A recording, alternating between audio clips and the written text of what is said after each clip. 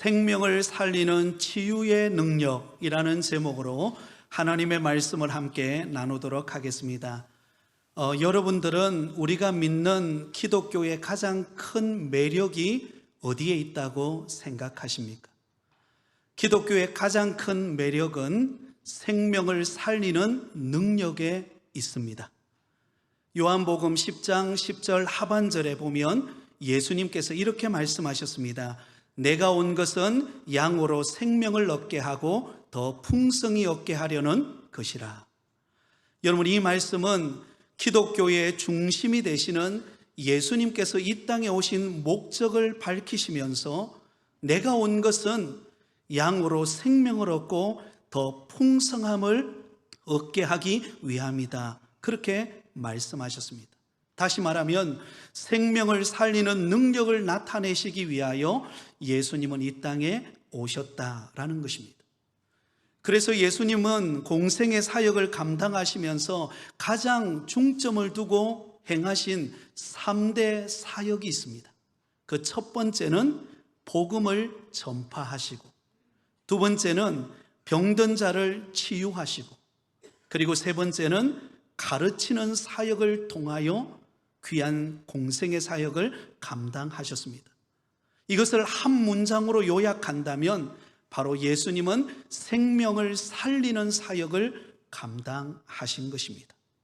그런 의미에서 우리는 예수님을 믿고 믿음 생활할 때에 우리가 행하는 모든 삶의 모습을 통하여 생명을 살리는 능력이 나타나기를 예수님의 이름으로 축원드립니다. 우리는 사도행전을 계속해서 우리가 살펴보고 있습니다. 지난 3주간에 걸쳐서 사울에 관련한 말씀을 함께 나누었습니다. 사울이 다메섹 도상에서 부활하신 예수님을 만나고 그가 회심하고 변화되어지는 역사를 경험했습니다. 그리고는 그가 변화되어지자 말자 가장 먼저 한 일이 다메섹에 있는 회당으로 들어가서 자신이 만난 예수 그리스도를 증거했습니다. 또한 예루살렘으로 올라가서 바나바의 도움을 받아서 예루살렘의 성도들과 함께 진심이 담긴 풍성한 교제를 나누는 은혜를 누리게 되었습니다. 사랑하는 여러분, 정말 놀라운 변화가 아닐 수가 없습니다. 예수 믿는 사람들을 잡아 감옥에 가두고 그렇게 미워하던 사울이 변하여 복음을 전하는 자가 되고, 또한 그 감격을 함께 나누는 믿음의 삶의 모습으로 변화되어졌다는 것만 해도 놀라운 일이 아닐 수 없습니다. 그러므로 이와 마찬가지로 어느 누구도, 이 세상에 있는 어느 누구도 바로 사울처럼 예수님을 인격적으로 만나면 그의 삶에 변화가 일어나고 축복된 인생으로 바뀌어질 줄 믿습니다.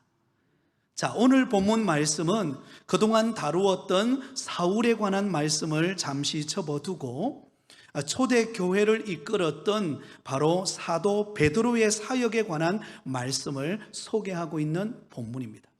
자, 특별히 오늘 본문 말씀은 베드로 사도가 행한 2가지 치유 사역을 소개하고 있습니다. 하나는 중풍병으로 8년 동안 자리에 누워 있었던 애니야를 치유하신 사건이고, 또 다른 하나는 이미 죽어 시체가 되어버린 다비다를 살린 사건을 기록하고 있습니다.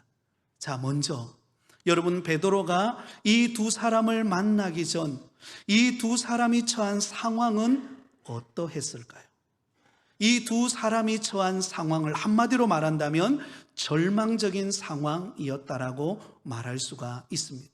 베드로를 만나기 전에 그들의 상황은 절망적인 상황이었습니다. 더 이상 희망이 보이지 않는 상황에 놓여져 있었다는 것입니다.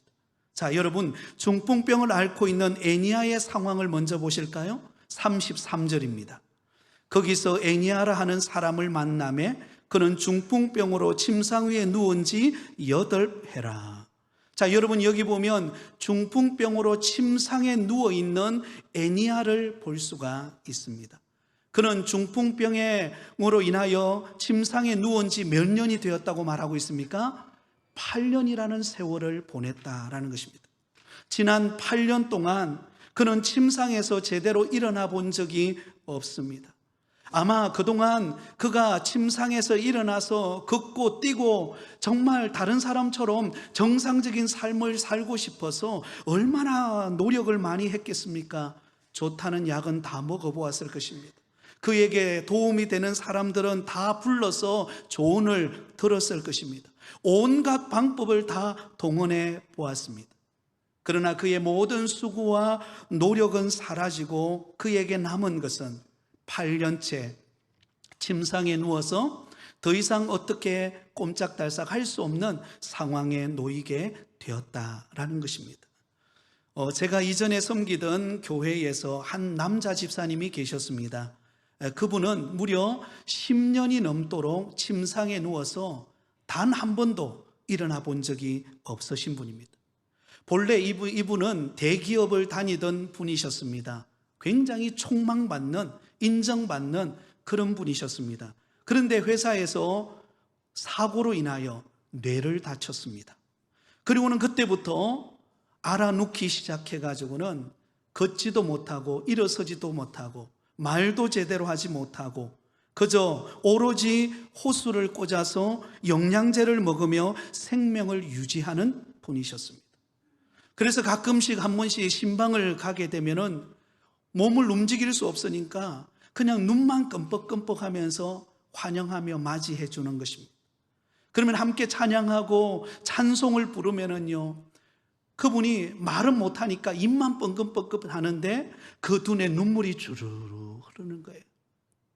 그 모습이 얼마나 안타까운지, 정말 그 자리에서 일어나서 함께 찬양하고 함께 예배하고 함께 교회당에 와서 하나님을 섬길 수 있다면 얼마나 좋을까.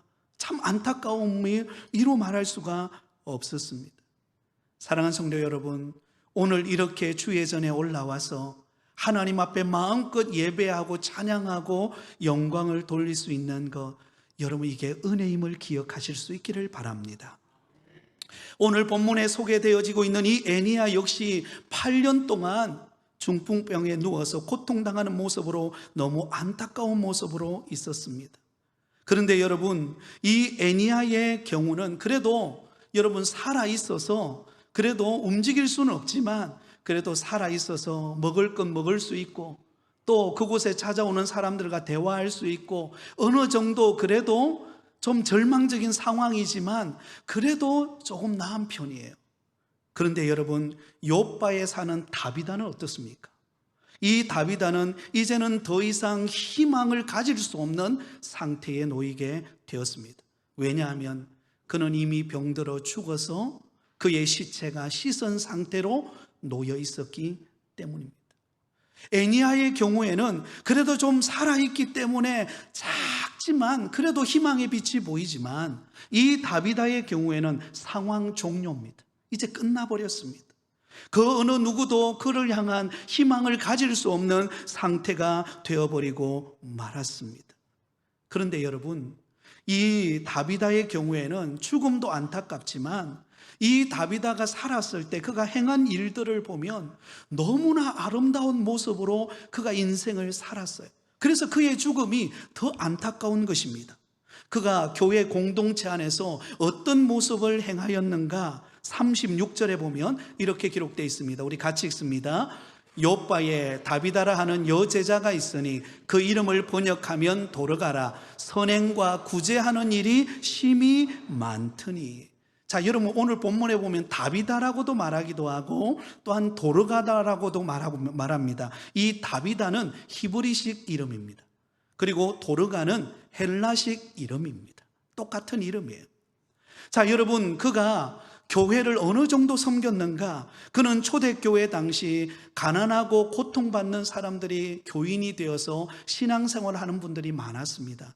그래서 예수님의 제자가 되어진 일꾼들이 그들을 돌아보고 섬기고 또 이렇게 헌신하는 일들을 많이 감당했는데요, 그 중에 한 사람이 바로 다비다였습니다.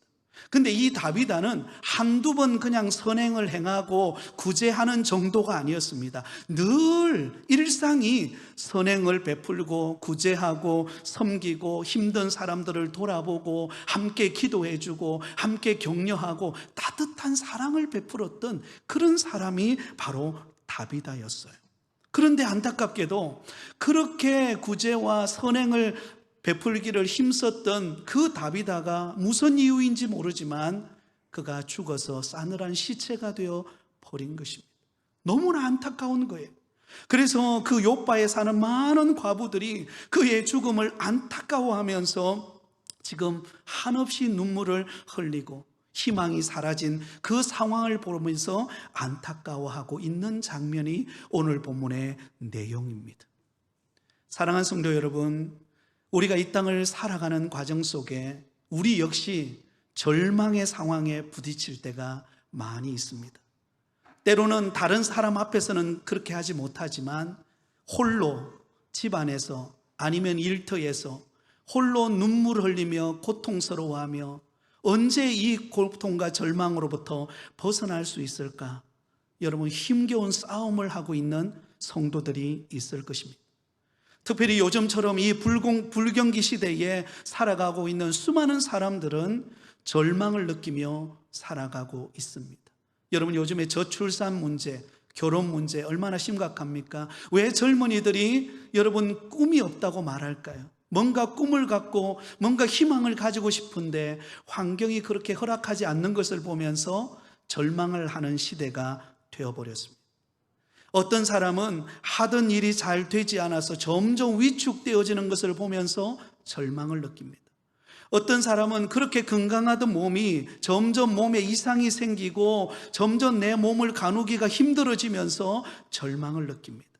어떤 사람은 자녀들의 현실을 보면서 나아질 기미가 보이지 않는 것을 보면서 오랜 기간 동안 그 자녀를 위해서 기도했건만 기도 응답은커녕 상황은 더 어려워지고 있는 그런 자녀들의 현실을 보면서 절망을 느낍니다.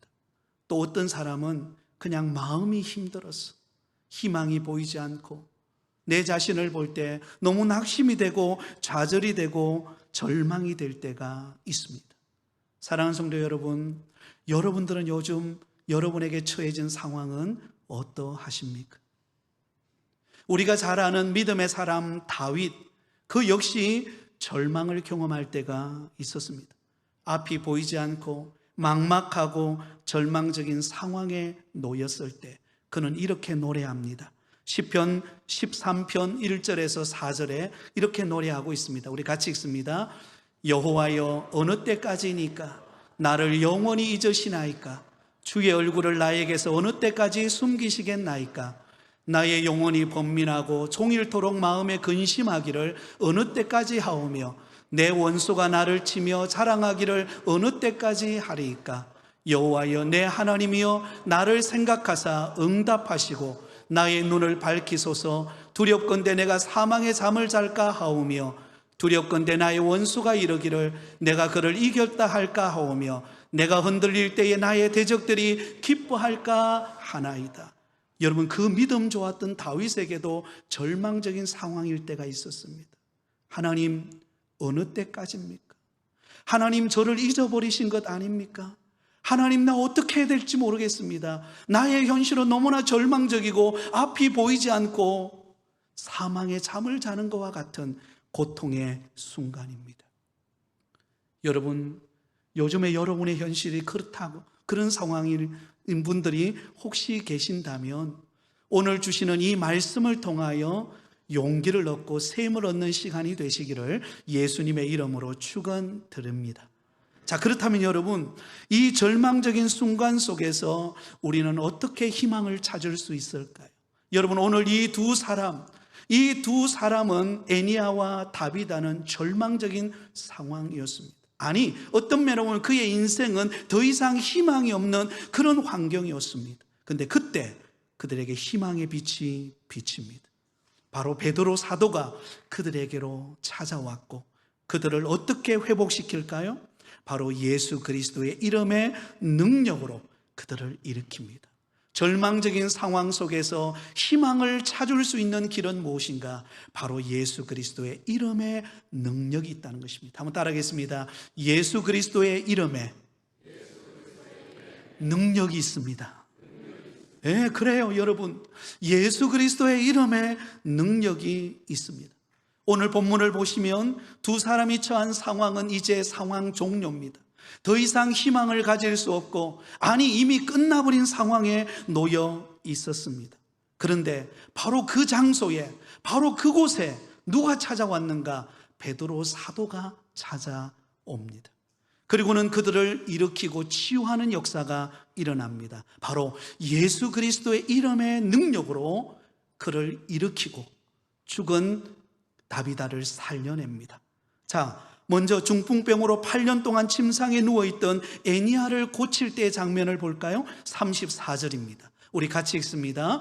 베드로가 이르되 애니야야, 예수 그리스도께서 너를 낫게 하시니 일어나 내 자리를 정돈하라 한데 곧 일어나니. 여러분, 이 애니야는 몇 년 동안 지금 침상에 누워있다 그랬죠?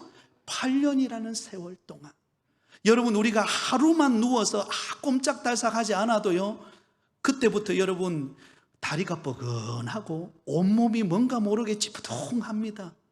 그런데 무려 8년이라는 세월 동안 꼼짝달싹하지 못하고 누워 있었다. 얼마나 절망적인 상황입니까? 그런데 그런 애니야를 치유하는데 어떻게 치유하는가? 베드로 사도가 애니야를 만났을 때 그에게 이렇게 말합니다. 예수 그리스도께서 너를 낫게 하신다.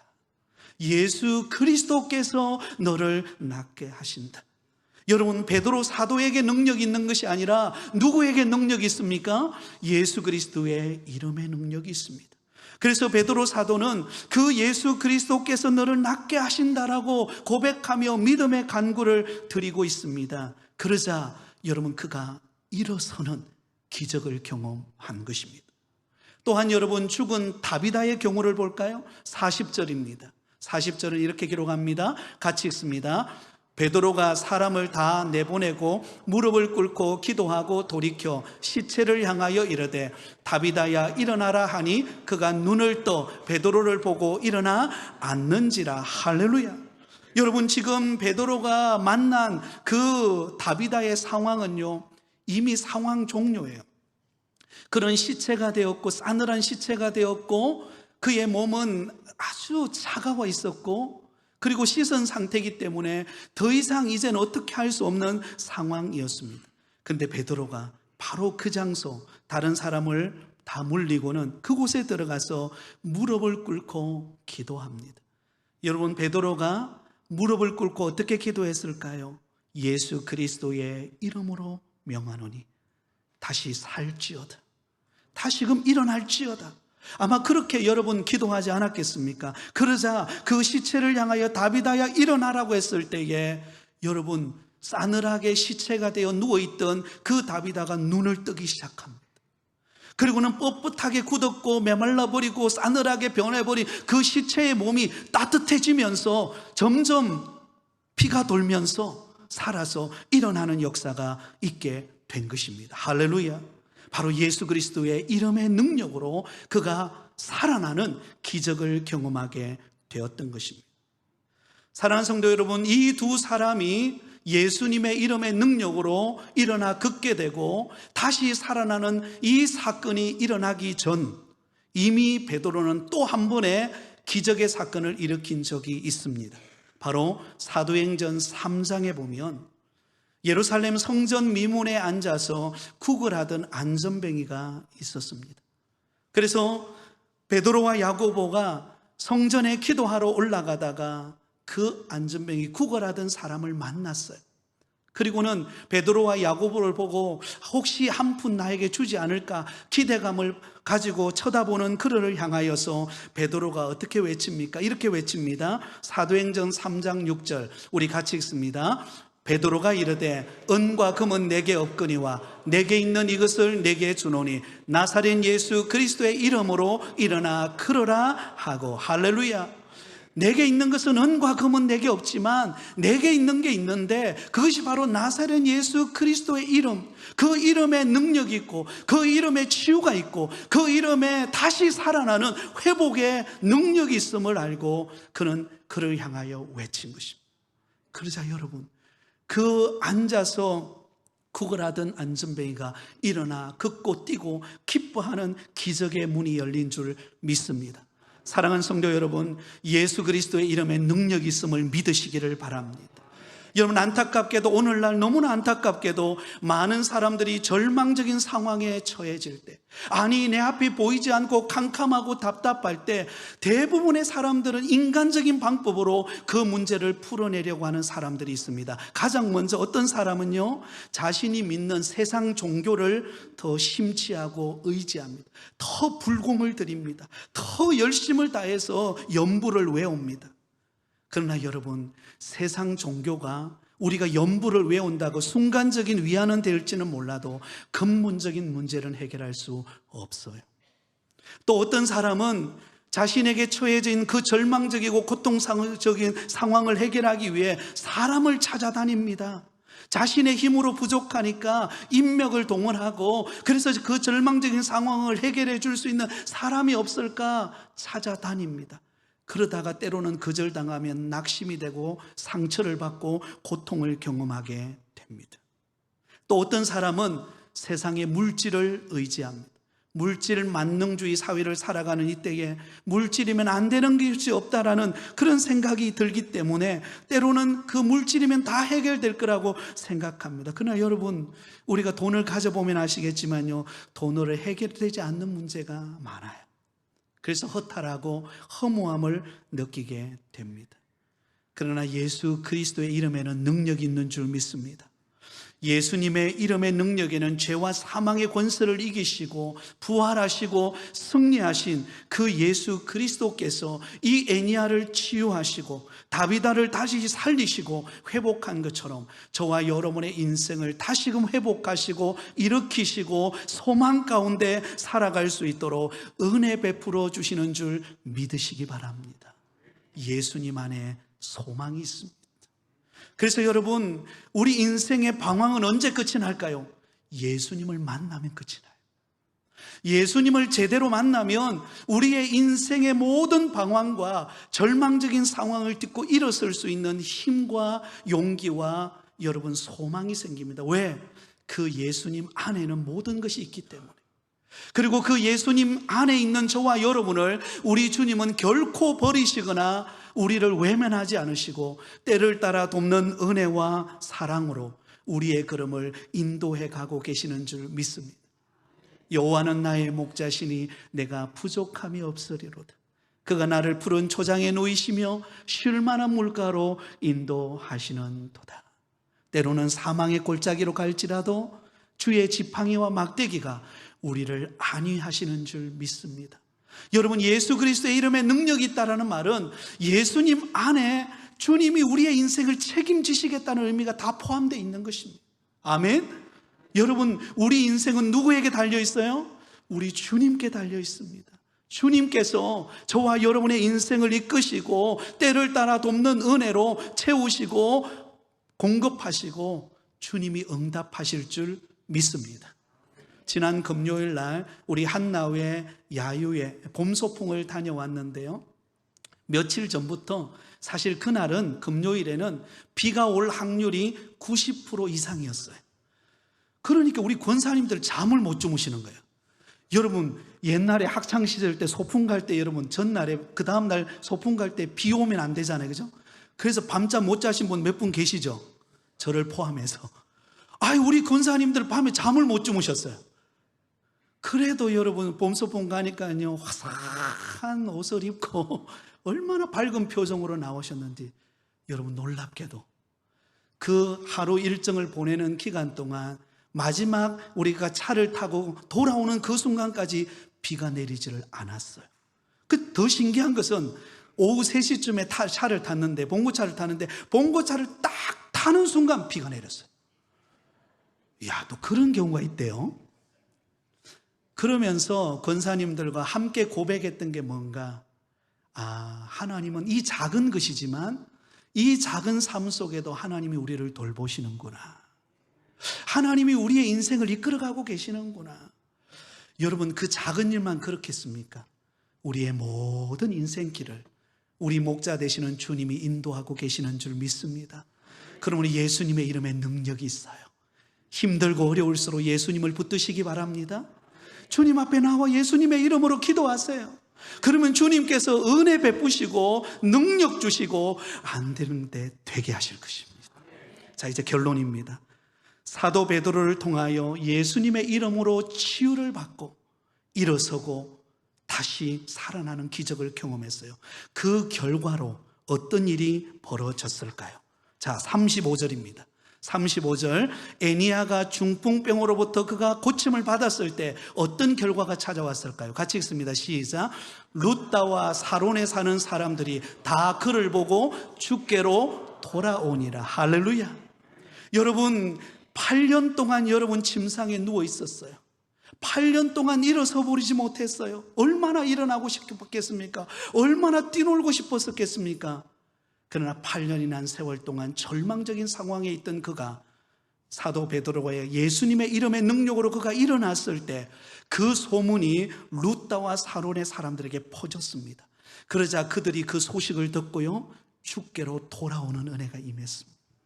사랑하는 성도 여러분, 우리가 은혜 받고 축복받는 것은 우리를 통하여 믿지 않는 영혼이 예수 믿게 하시고자 하시는, 생명을 살리고자 하시는 하나님의 축복의 통로임을 기억하실 수 있기를 바랍니다. 자, 죽은 다비다가 살아났을 때는 어떤 일이 일어났을까요? 41절 42절 우리 마지막으로 읽습니다. 시작. 베드로가 손을 내밀어 일으키고 성도들과 가부들을 불러들여 그가 살아난 것을 보니 온 요파 사람이 알고 많은 사람이 주를 믿더라. 할렐루야. 여러분, 다비다가 살아났어요. 죽은 다비다가 살아났습니다. 선행과 구제를 통하여 많은 사람에게 유익을 주었던 그가 어느 날 죽었을 때 너무 슬펐어요. 정말 저런 사람은 죽으면 안 되는데. 그런데 다시 살아났어요. 그러자 그 소문이 온 요파에 퍼졌습니다. 그러자 많은 사람들이 주께로 돌아와 예수 믿고 구원받고 은혜 받는 생명의 역사가 일어난 것입니다. 사랑하는 성도 여러분, 이런 역사가 저와 여러분의 가정에 일어날 줄 믿습니다. 사업장과 일터에 이런 은혜가 임할 줄 믿습니다. 그러면 여러분, 주님을 의지하시기 바랍니다. 주님 바라보고 믿음으로 나가면 하나님이 우리를 통하여 하나님의 선한 일을 이루게 될 것입니다. 우린 여기서 한 가지 교훈으로 마무리하려고 합니다. 지금 우리에게 처해진 어떤 어려운 절망적인 상황일지라도 결코 낙심하지 마십시오. 왜냐하면 예수님의 이름의 능력으로 마침내 그 상황의 문이 열리고 응답의 문이 열려서 우리를 축복의 통로로 하나님이 들어 쓰실 것이기 때문입니다. 이 약속의 말씀을 붙잡고 예수님의 이름으로 담대하게 하루하루 승리하며 살아가는 저와 여러분 되시기를 예수님의 이름으로 축원드립니다.